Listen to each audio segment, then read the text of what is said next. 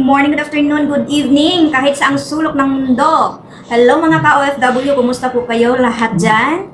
Lalo na sa mga lugar na sobrang lamig, gaya ko ngayon, sobrang lamig. Eto, marami pa akong gustong gawin, kaso tinatamad talaga ako. Wala na akong ligo, ayaw ko, parang tinatamad talaga ako maligo, sobrang lamig.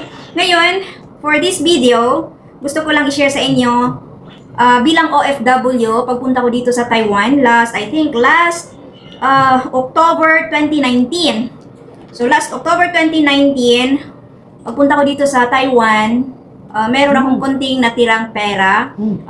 Pinadala ko ng aking partner and of course aking kapatid. Hindi ko makalimutan sa araw ng aking flight, pinadalhan ako ng aking darling and sa aking kapatid, pinadalhan ako nila ng pera para panggastos ko papuntang airport.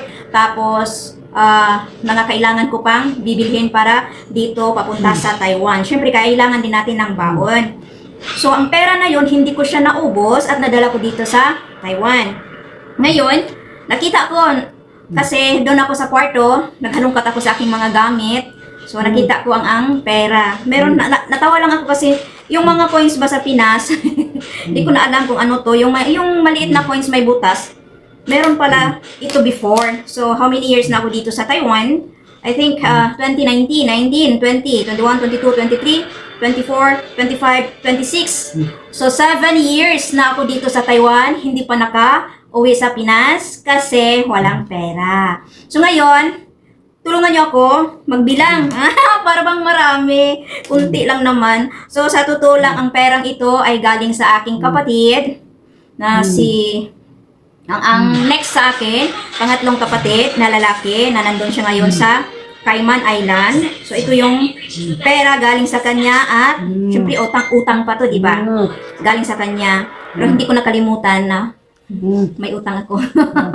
Pero soon, nakabayad din ako sa lahat. At saka, pera din ito ng aking darling na pinadala sa akin bago ako mag-flight. So, ang pera nilang dalawa hindi ko naubos at dalang-dala ko hanggang ngayon.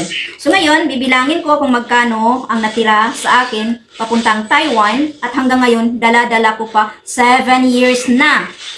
Ito na nga pala, yung resibo, dalawang resibo ko galing sa aking darling and also sa aking kapatid na galing to dito kanina. Hindi ko naisipan kasi kunan ko ng video. Kaya, ayan, inano ko na siya kasi gusto ko na siyang itapon. Pero itong resibo na to, yung last day ko sa Pinas. So, galing to sa kapatid ko at sa aking darling. So ngayon, wala na yan. Meron akong pera dito. Ayan siya. Lumang-luma na oh. Kiber ka 7 years. Hawak-hawak ko to, nakatago lang. So meron tayo dito. Titignan natin ha. Merong 500. Meron 5, 6, 7, 8, 9, 10, 11.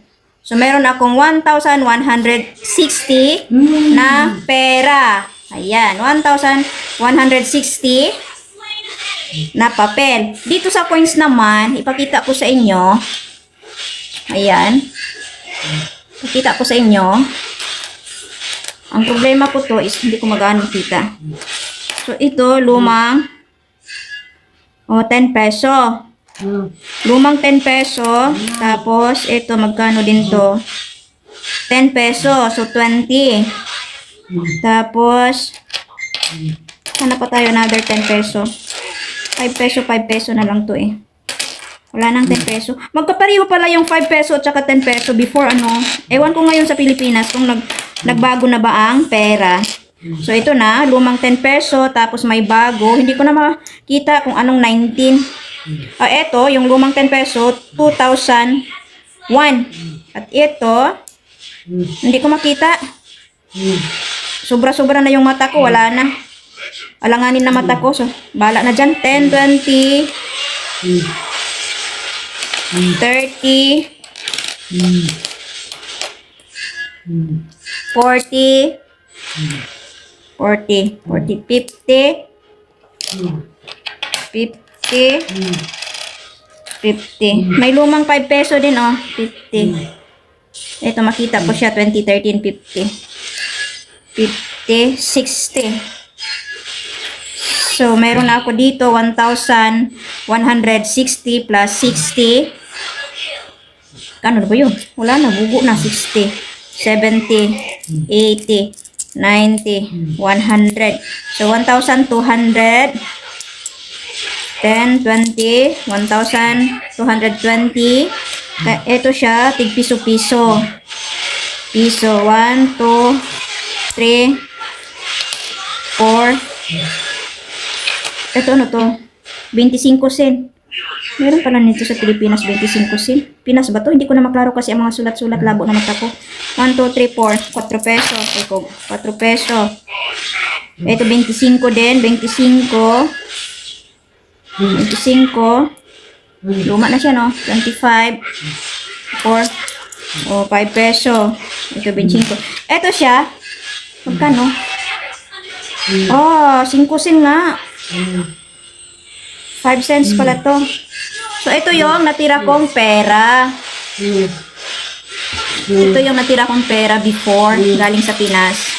So, meron pa akong nakatagong wallet na Mercury. Ayan. So, ang susi ko sa aking bag. So, nakatago-tago pa yung wallet ko sa Mercury. So, 7 years nakatago lang to dito sa akin. So, all in all, yung pera ko dito is, magkano yun? 1,225. Tama? Oh, tama na siguro. 1,225. Tapos may cents pa. So, yon ang aking pera lahat. Ayan. So, salamat pala sa aking kapatid. Sa last day na yon, pinadalhan ako ng pera na magkano yung pinadala nila sa akin. Hindi na kasi. Naka ano to, hindi na. Ito, may 1,000 dito. Dito may 500 ata to. Hindi ko na maano to. Alaga ko pala yung express. Oh, nandito pa makikita kasi August 21, 2019. Itong dalawa na to. Hindi ko matandaan kung magkano to binigay nila sa akin. Basta last nila, pala si Gina pa lang nagpadala sa akin, last padala nung papunta ako dito sa Taiwan. Hindi ko naman nakalimutan yun lahat. Alam ko naman may mga kulang pa ako sa inyo. 500 galing sa aking kapatid. Tama ba? Ewan. Hindi ko alam. Kasi ano na to eh.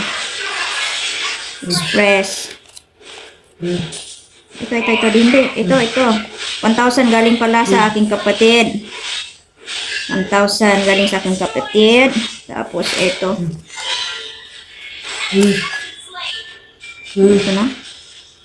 Ito. 500 galing sa aking darling.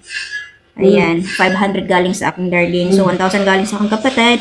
Sa araw na yon bago ako mag-flight, at saka 500 sa aking darling.